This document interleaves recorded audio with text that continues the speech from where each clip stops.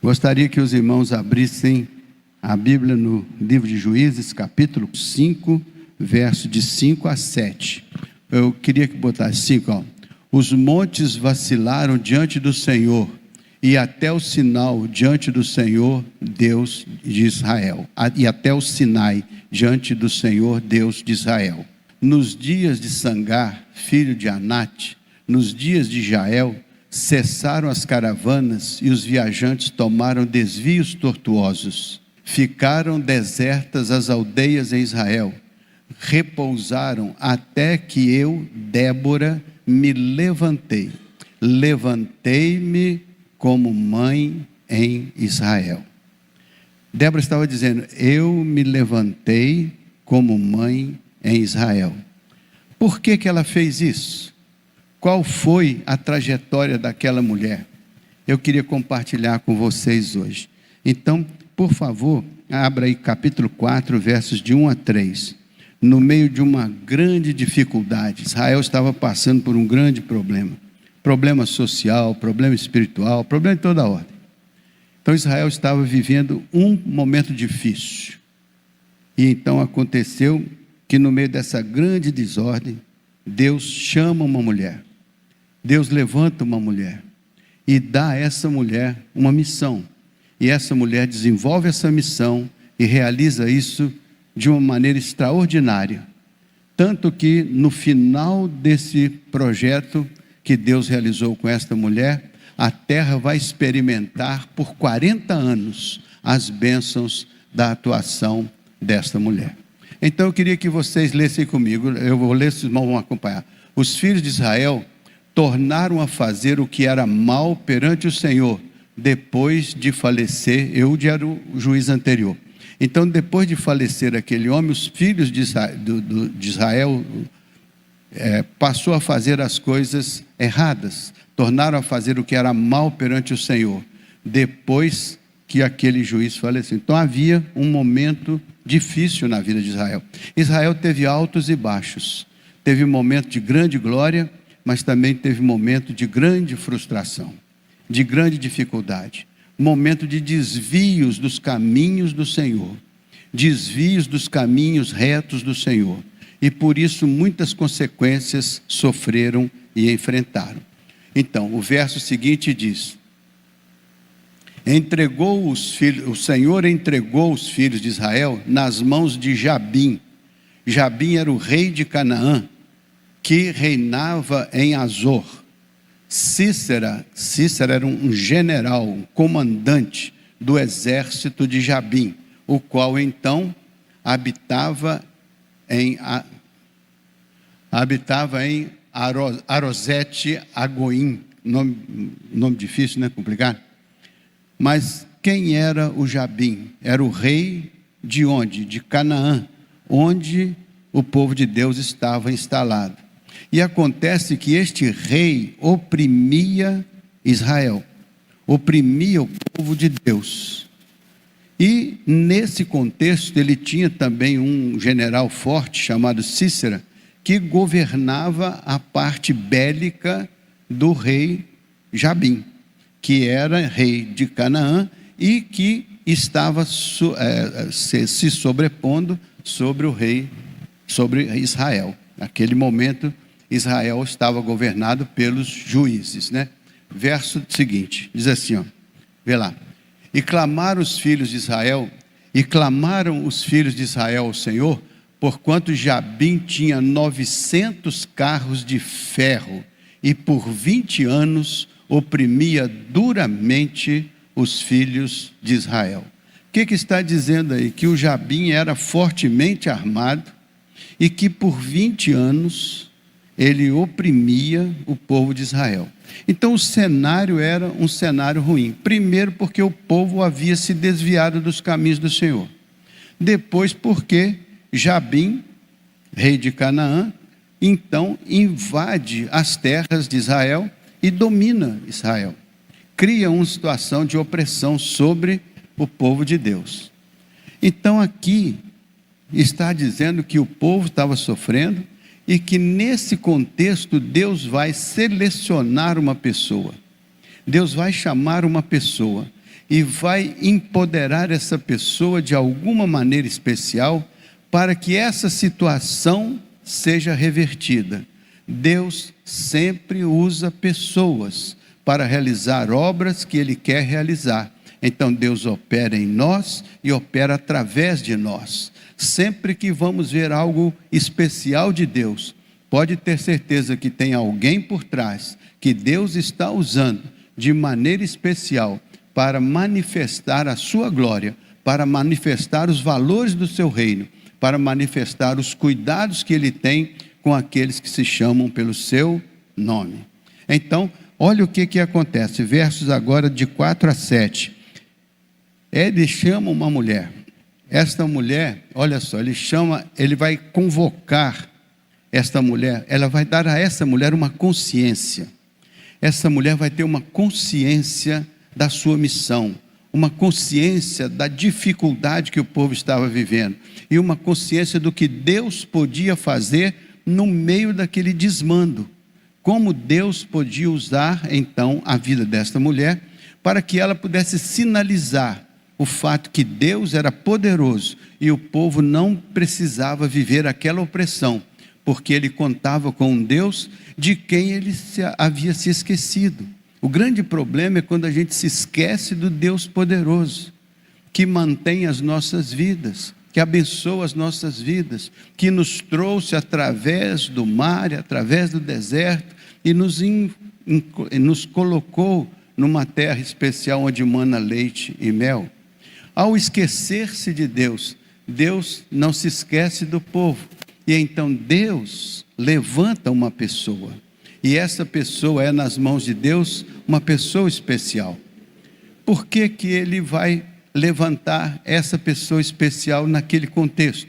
Porque Deus ama os seus filhos e quer que haja um cuidado especial dele, através de alguém, para abençoar os seus filhos que estão vivendo aquele momento especial lá de Israel.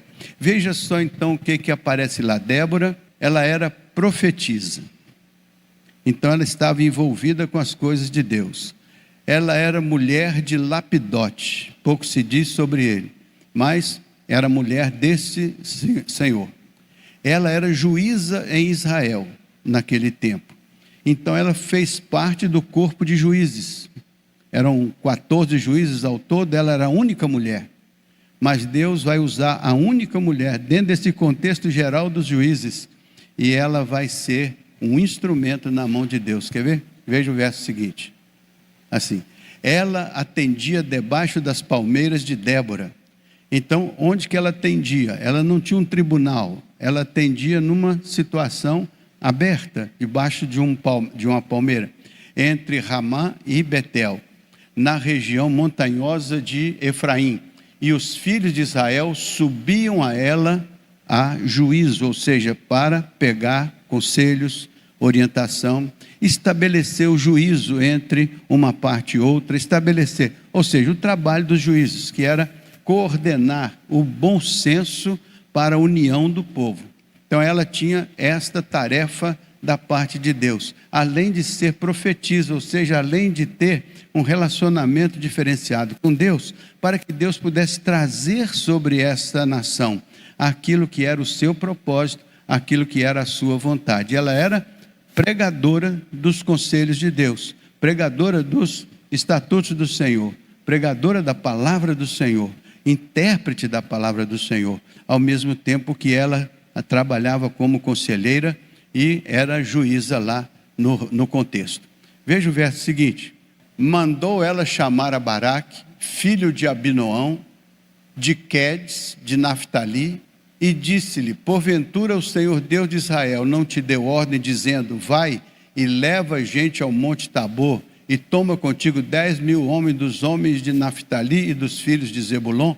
Então ela está dizendo, chamou Baraque e disse: olha, Deus não falou para a gente fazer algo especial? Não foi uma ordem de Deus? E farei ir a ti para o ribeiro Quizon, a Cícera. Cícera era o general. Então, o que ela está chamando aquele rapaz para ir levar esse exército até onde estava esse Cícera, que era o comandante do exército de Jabim, com seus carros, suas tropas, e eu darei esse exército nas suas mãos.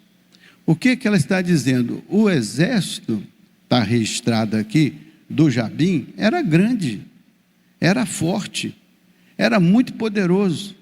E ela diz assim: agora você vai lá com esse exército relativamente pequeno, sem as condições que o seu oponente tem, mas tem uma diferença. Qual que é a diferença entre o exército de Jabim, do comandante Cícera, e o companheiro dela aqui, como era o nome dele mesmo? Lá o Baraque, né? Qual que era a diferença? É a última linha ali, ó. Eu darei nas tuas tropas. Então significa que você tem uma situação especial que o povo está vivendo. Você tem uma dificuldade grande com uma opressão. Você tem uma juíza, uma mulher de Deus, que tem uma percepção de que aquele cenário poderia mudar. E contaria ela com Baraque. E contaria ela com um exército ali. Então, muitas vezes, ela era professora, ela era profetisa, ela era esposa do Lapidote, ela era uma juíza, ela era tudo isso. Mas ela encontrou tempo para dedicar a sua vida a alguma coisa que estava fora do seu cenário. Ela passaria a integrar um exército pequeno, frágil, mas ela tinha algo dentro dela que fazia diferença. O que tinha dentro dela que fazia diferença? É que ela, por profetisa que era, conhecia o Deus que gera a profecia. Conhecia o Deus que entende as nossas dificuldades e lutas e que nos capacita e nos empodera para fazermos aquilo que humanamente falando é impossível, aquilo que humanamente não conseguimos, aquilo que humanamente está além das nossas forças. Mas Deus muitas vezes não vai depender da nossa força, porque Ele diz: eu vou lutar por você. Foi assim com Moisés. Quando Moisés, preocupado com a situação da perseguição do exército egípcio, ele diz assim: Deus pelejará por você, você se calará. Então significa que há um momento quando, humanamente falando, a gente tem que abrir a oportunidade. Nós temos que abrir a oportunidade para Deus entrar no cenário e operar em nosso favor, porque muitas vezes Deus não opera em nosso favor, porque nós achamos que é pela força, pelo nosso braço, pelo nosso arco, pelo nosso cavalo, ou pela nossa inteligência, mas a Bíblia diz que o Senhor pode fazer muito mais do que imaginamos ou do que pensamos, porque Ele não está vivendo a nossa limitação, Ele vive a eternidade, e Ele pode intervir na nossa situação temporal, e pode trazer sobre essa situação algo que, humanamente falando, nem pensávamos, mas há alguém no meio dessa dificuldade, que está sintonizado com o Senhor, que ora ao Senhor, que busca a direção do Senhor, e que disse: o Senhor operará em nós e através de nós, e Ele dará em nossas mãos esse exército, que parece imbatível, que parece maior, que parece superior. Então é na nossa fragilidade que o poder de Deus se aperfeiçoa. Por isso que Paulo diz: o poder de Deus se aperfeiçoa na nossa. Quando diz fraqueza, não é na nossa fraqueza moral, não é na nossa fraqueza, não, é na nossa fragilidade humana, porque muitas vezes Deus sabe que os nossos recursos são insuficientes para enfrentar as adversidades, por isso que Ele nos empodera. Por isso que a Bíblia diz, Deus fala muito claro conosco assim: eu não vou deixar você ser provado além da sua capacidade de suportar. Antes, com a sua provação, eu lhe darei também o escape. Já leram essa palavra? Então ela é verdadeira. Muitas vezes nós dizemos: eu não estou aguentando, não estou suportando. É porque você não percebeu que há um Deus cuja palavra diz: eu não vou deixar você ser provado, tentado além da sua capacidade de suportar. Antes, com essa dificuldade, eu lhe darei também o escape. Ou seja, Deus está dizendo: o meu poder vai se aperfeiçoar na sua fragilidade. Então, por mais frágeis que sejamos, por mais impotentes que sejamos, se Deus estiver na parada, um com Deus, é maioria. É maioria. Porque Deus é aquele que abre e ninguém fecha. Fecha e ninguém abre. Quando Deus está no controle, Ele vai nos conduzir pelos caminhos da sua boa vontade. E a boa vontade de Deus, ela já se diz boa, é perfeita e é agradável. Se nós nos encaixamos nisso, então Deus nos dá superação. Deus nos dá capacidade de ir além, onde nós pensamos que não temos condições de dar nem mais um passo. Deus nos faz caminhar, ainda que tenhamos que passar pelas dificuldades. E se for possível, Ele faz a gente caminhar sobre as águas. E se não for possível, Ele abre as águas. O fato é que o Senhor sempre faz algo que surpreende aqueles que confiam nele. Porque Ele não está limitado aos nossos limites. Por isso que Ele nos deu um dom precioso. Foi o dom da fé. Com o dom da fé, a gente pode remover montanhas que a gente não pode com os braços, que a gente não pode com as mãos, sem a percepção da obra de Deus. Por isso que eu gosto de dizer, Deus disse que com a fé você pode remover uma montanha. E Ele te dá um trator para fazer isso. E Ele te dá inteligência para fazer isso. Ele te dá competência para fazer isso. Depois de um tempo você transportou a montanha e você diz: bendito seja o Senhor, que me capacitou, que me deu forças, que me ajudou a fazer as escolhas certas, tomar as decisões certas, construir os projetos certos, para remover as montanhas que Ele precisa remover das nossas vidas. E se forem montanhas morais, também do mesmo jeito. E se forem montanhas espirituais, também do mesmo jeito. Deus diz que não é por força, nem por violência, mas é pelo meu Espírito. É pelo Espírito de Deus que as grandes vitórias são alcançadas. Um dia o Nicodemo chegou para o Senhor e falou assim: como é que eu vou nascer de novo? Se nascer de novo é a condição para entrar no reino de Deus. Aí ele disse assim: eu vou nascer da carne ou do sangue? Aí outra vez vou voltar ao ventre da minha mãe? O Senhor disse assim: Nicodemo, você está errado. O que nasce da carne é carne. O que nasce do sangue é sangue. Mas o que nasce do Espírito é Espírito. Portanto, você vai nascer do alto. Isso significa que você vai nascer do Espírito. É por isso que a Bíblia diz que o Espírito de Deus comunica com o nosso espírito que somos filhos de Deus. Somos filhos de Deus não porque nos declaramos filhos de Deus. Somos filhos de Deus não porque nós dizemos que somos. Somos filhos de Deus quando Ele encontra na nossa vida a identidade certa e Ele é que declara que nós estamos dentro da identidade certa e somos seus filhos. Por isso que somos criaturas, mas filhos são aqueles que aceitaram a paternidade dele e que se submeteram à sua paternidade, que implica a sua autoridade e a sua soberania. É aqueles que o chamam de pai e o acolhem em suas vidas como um pai e o obedecem como pai e seguem o caminho indicado pelo pai, e assim constroem suas vidas com segurança, estabilidade espiritual, emocional, material, em todas as áreas. Por quê? Ainda que você ande pelo vale das sombras da morte, você não teme. Sabe por que você não teme? Porque o Pai está consigo. Ele atravessa com você o vale das sombras da morte. Ele estende a mão para você na hora decisiva. Ele cuida de você. Esse é o Deus de Débora, que fala com ela, que empodera a vida dela, que lhe dá convicção de que ela pode ser vencedora, onde humanamente falando, ela não teria condições. Deus que nos conduz acima e além das circunstâncias.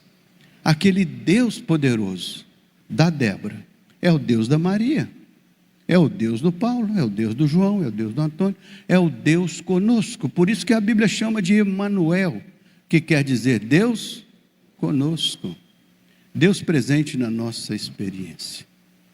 E é isso que faz a diferença entre um crente e um não crente. É a consciência da presença de Deus na sua vida. É a consciência da manifestação do reino neste mundo através da sua vida. A igreja é a soma de vidas que conhecem, reconhecem.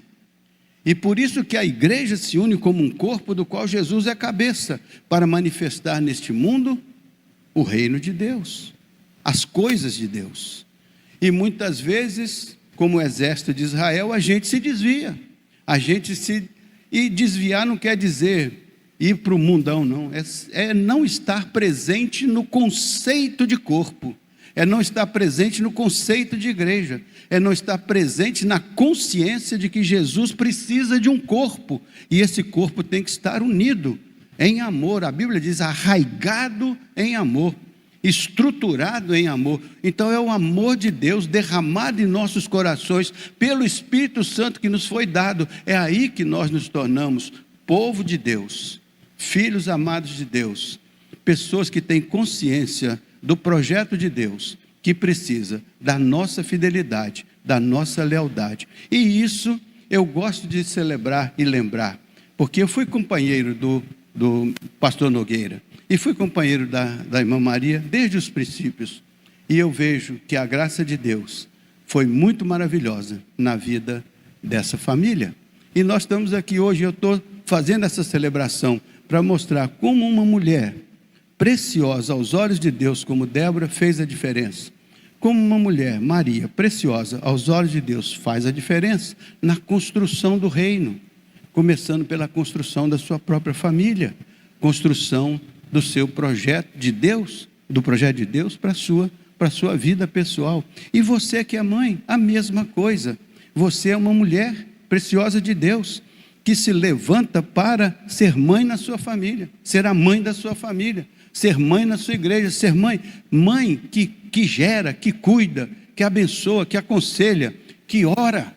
Eu gosto muito da ideia de lembrar daquela mãe que vai todos os dias na cabeça do seu filho lá no quarto e ora, e abençoa e consagra. Aquela pessoa que ora na igreja, abençoa e consagra. Aquela pode estar longe, mas a oração vai no trono e vai lá. A oração vai no trono e vai lá. E chega lá como uma bênção, como uma unção de Deus na vida dos seus filhos. Você pode e deve ser alguém que se diz: Deus me levantou por mãe em minha casa, em minha família, em minha comunidade. Porque isso é que faz a bênção de Deus se manifestar quando nós o reconhecemos como autoridade e soberania. Por isso que a Bíblia diz: venha o teu reino. E como é que o reino vem? O reino vem por aquele que gera. Então um casal se une para formar uma família, tem que começar daí, a gerar o reino de Deus na sua casa. E gerando o reino de Deus na sua casa, gerará o reino de Deus para as futuras gerações. Por quê? Porque cada um vai cuidando que o reino tenha consequência através da vida. E assim, a Bíblia fala que vai de geração em geração, né? Então, ela tinha tudo isso, mas encontrou tempo para dedicar-se a algo novo, que era fazer o que o Senhor Deus precisava que fosse feito, para libertar aquele povo daquela opressão. O que você pode fazer a mais para o reino de Deus? O que você pode fazer a mais para cumprir o propósito de Deus? O que você pode fazer a mais para ser um instrumento de Deus, a fim de gerar um momento novo na história ao seu redor? Você pode fazer algo. Aquela mulher fez o que estava ao seu alcance fazer. Você pode e deve fazer o que estiver ao seu alcance fazer, mas cada um deve fazer o que precisa ser feito para que o reino de Deus seja manifesto na terra e possa abençoar a vida dos outros, como tem abençoado a vida de cada um de nós. Em terceiro lugar, né? Olha, a Débora era ocupadíssima, né? Era casada com o Lapidote. O Lapidote devia ser um problema para ela, né? A Bíblia não fala nada para a gente não se assustar, mas o fato é que ela era casada com o Lapidote. Sei lá se esse Lapidote era complicado, Sei lá se ele era problemático, sei lá se ele era confuseiro, né? Não sei. O fato é que ela era casada com o Lapidote. Ela era profetisa. Ela era advogada lá do pessoal. Ela era juíza. Ela estava lá na luta. Não sei se ela tinha filhos. Quantos? Como? Se era dificuldade a sua família. A grande verdade é que em tudo que envolvia a sua vida, ela era uma mulher muito ocupada, mas ela era disponível para Deus. Não se esconda atrás das suas ocupações. Não se esconda atrás daquilo que você já faz o dia inteiro, sua agenda é superlotada. Encontre um jeito de ser disponível para Deus. Porque Deus vai trabalhar com aquele vaso que estiver nas mãos dele. E por favor, leve o vaso vazio, porque ele vai encher com a unção dele, com a bênção dele, com o poder dele. Vá lá perante o Senhor. Ela era ocupada, mas era disponível para Deus. Outra coisa interessante, veja só, ela era uma mulher reconhecida pelo seu povo. Veja aí o verso 4, de 8 a 10. Essa mulher, por ser quem era, ela teve o reconhecimento. Todos nós queremos ter reconhecimento. Todos nós queremos ser respeitados. Todos nós queremos ser honrados. Todos nós. Agora a gente tem que fazer por onde merecer, né? Ninguém vai ser honrado porque os outros não têm mais nada que fazer a não ser honrar. Nós havemos de produzir algo, frutificar de tal maneira que a honra chegue até nós, não como um acidente de percurso, mas como um mérito que a gente conquistou por ser uma pessoa que, operando em nome do Senhor, realiza algo que impacta positivamente a vida de outras pessoas. Esta é a razão porque Débora se destacou, porque ela foi relevante na vida de outras pessoas, e foi relevante porque tinha um Deus que falava com ela, e ela obedecia e manifestava o propósito de Deus onde ela estava. Isso é muito importante. Veja lá, o verso, então nós estamos aí de 8 a 10, né? 8 a 10, está lá. Então lhe disse Baraque: se fores comigo, irei, porém se não fores comigo, eu não. O que o Baraque disse quando ela falou, temos que enfrentar a turma lá? O que o Baraque falou? Eu mesmo, de mim mesmo, não vou não. Eu não quero enfrentar o Jabim, nem o Cícero, eu não quero. Ele diz assim, mas se você for comigo, olha o poder da mulher. Eu não vou, eu não tenho coragem. Mas se você for comigo, a coisa muda. Como é que é você com a sua roda de amigos? Como é que é você na sua família? Alguém diz, se você estiver junto, eu topo. Se você for, se você der a palavra, eu acredito. Se você fizer... Tudo está em função da autoridade, do empoderamento da personalidade, do poder que a pessoa tem de ter credibilidade. A Débora tinha credibilidade. Isso você não compra no mercado. Isso você constrói na vida. Credibilidade. Não quer dizer que a pessoa seja perfeita, mas quer dizer que a pessoa tem que ir construindo passo a passo a credibilidade. Quando Baraque diz, eu não irei, se você for comigo eu irei, porém se você não for, eu não irei. Nós temos que ter alguma coisa em nós que faça inspiração na vida do outro, para que juntos possamos caminhar na direção do propósito de Deus. Débora estava querendo caminhar na direção, precisava de colaboração, mas precisava de pessoas especiais, e essas pessoas disseram, se for na sua liderança, eu vou, se for na sua direção, eu vou. Então olha a responsabilidade de uma mãe, como Dona Maria, como tantas outras. Olha a responsabilidade daquela, se for com uma senhora, se for com a sua oração, se for com a sua bênção, eu vou. Se for com o seu conselho, eu vou. Se for com a sua segurança. É importante que a gente possa ter, como Débora, essas referências familiares, essas referências eclesiásticas, essas referências nos nossos trabalhos e empregos. Nós tanto devemos encontrar pessoas nas quais possamos nos inspirar, como devemos ser inspiração para as pessoas que precisam ser inspiradas. Nós temos que entender o nosso lugar no mundo, e Débora nos dá esta visão.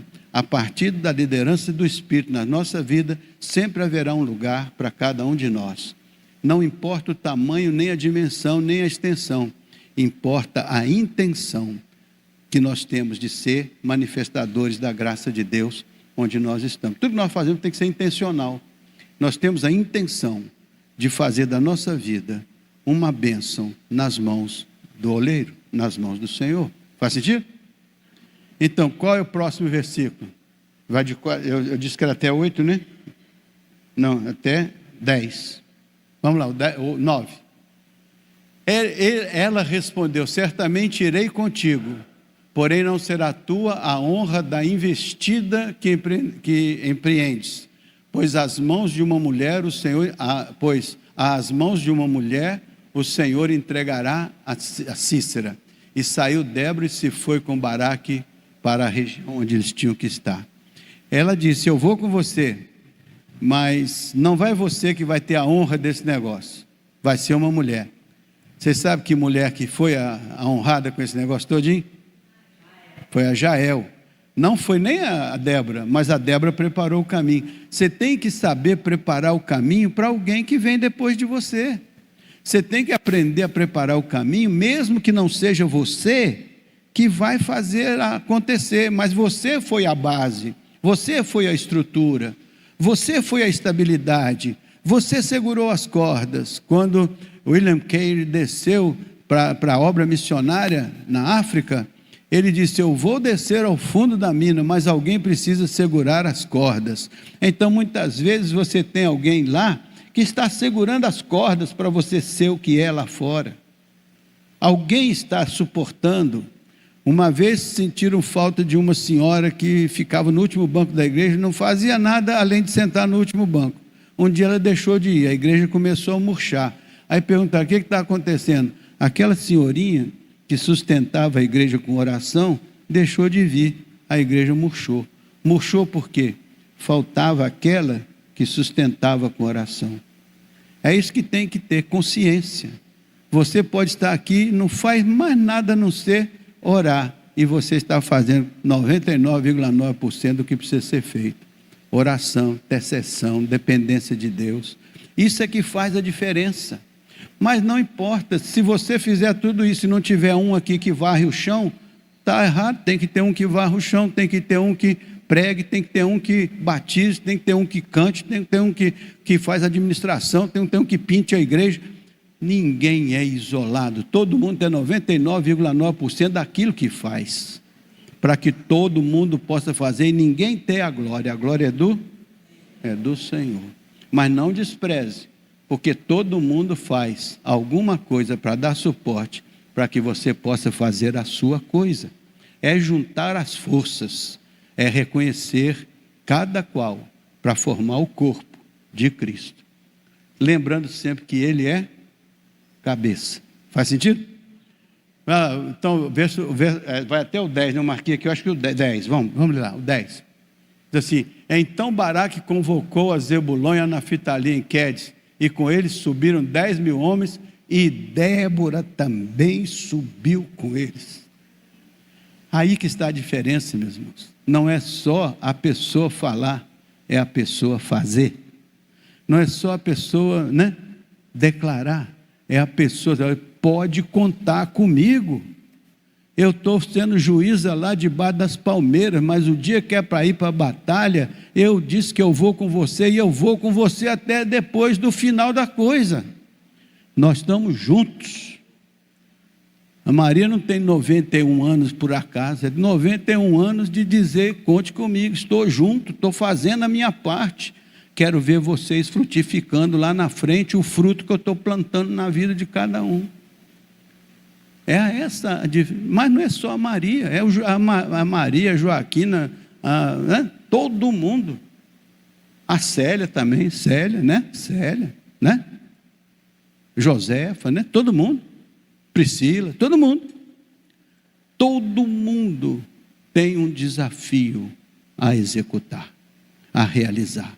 Uma obra a realizar, e que seja boa, perfeita e agradável, coincidente sempre com a vontade de Deus, Agora, já vimos que essa mulher foi reconhecida e frutífera naquilo que fez e comprometida. Agora tem uma outra coisa, versos 14 a 16, veja aí, verso 14, ela era uma mulher de fé, acreditava. O grande problema nosso é muitas vezes a gente diz que tem fé, mas quer estribar no próprio entendimento, na maneira de fazer, e não quer nem ouvir nada. A pessoa de fé entende que Deus está acima da sua capacidade, e por isso que crê que haverá algo da parte de Deus a ser implantado naquele negócio que está fazendo. Seja uma guerra, seja um casamento, seja uma família, seja uma igreja, eu estou convencido que Deus tem interesse nessa igreja. Não adianta eu ser pregador se eu não tiver essa convicção de que Deus está fazendo algo especial na vida dessa comunidade. Então, a fé é que move a montanha.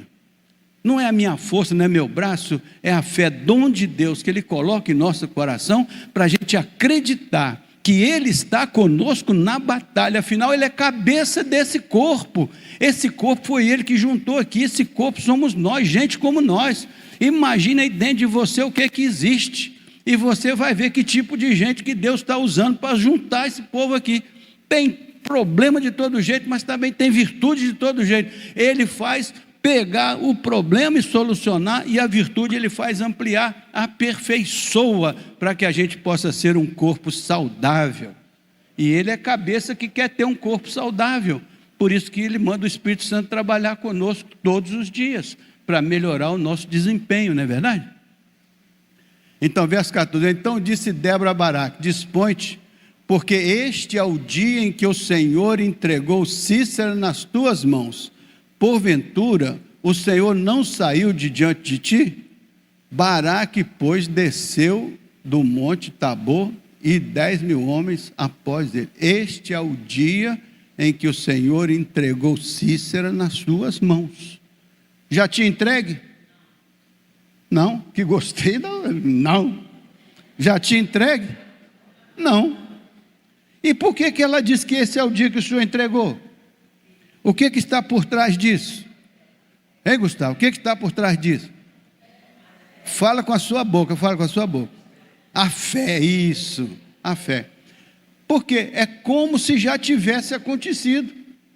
A crença de que Deus vai fazer algo que Ele colocou no coração da gente, que Ele vai fazer. É aquele que chama à existência as coisas que ainda não são. Fé é visualizar o futuro com os olhos de Deus. É fé, olhar como Deus olha. E como Deus olha, vai fazer, porque Ele diz, eu velo sobre a minha palavra para cumprir. E eu cuido da minha palavra e a farei prosperar naquilo para o que eu a enviei. Se Deus envia uma palavra e você crê naquela palavra com a crença que Deus colocou no seu coração, é fé operante.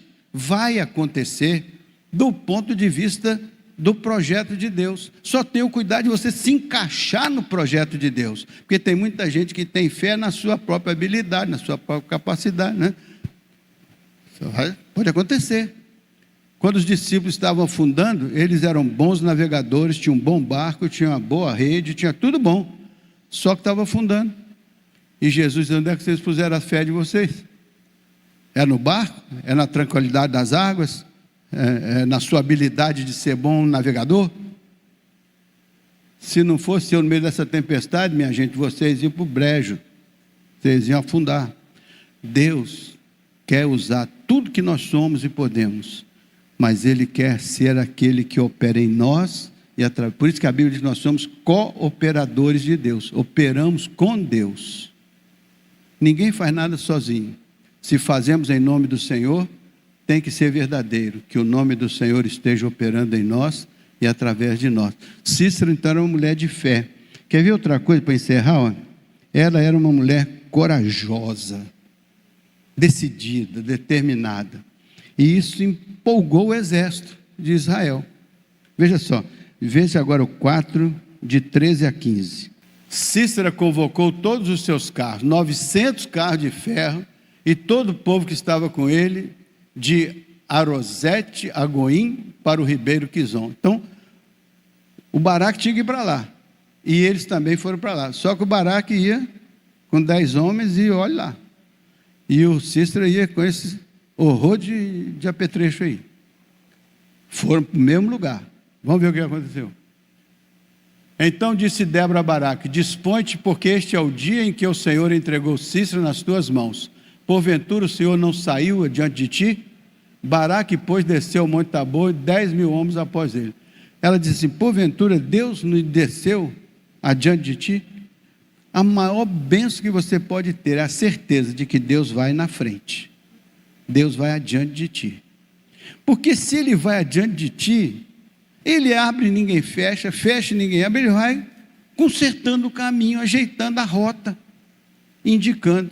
Por isso que quando Ele chamou os discípulos, você lembra que Ele chamou os discípulos? Qual foi o chamado dele? Se lembram? Quem se lembrar terá todos os seus pecados perdoados, será liberto. Como é que Ele chamou os discípulos? Vinde após mim, e eu vos farei. O que Jesus está dizendo? Entra na fila. Entra na fila. E segue a trajetória.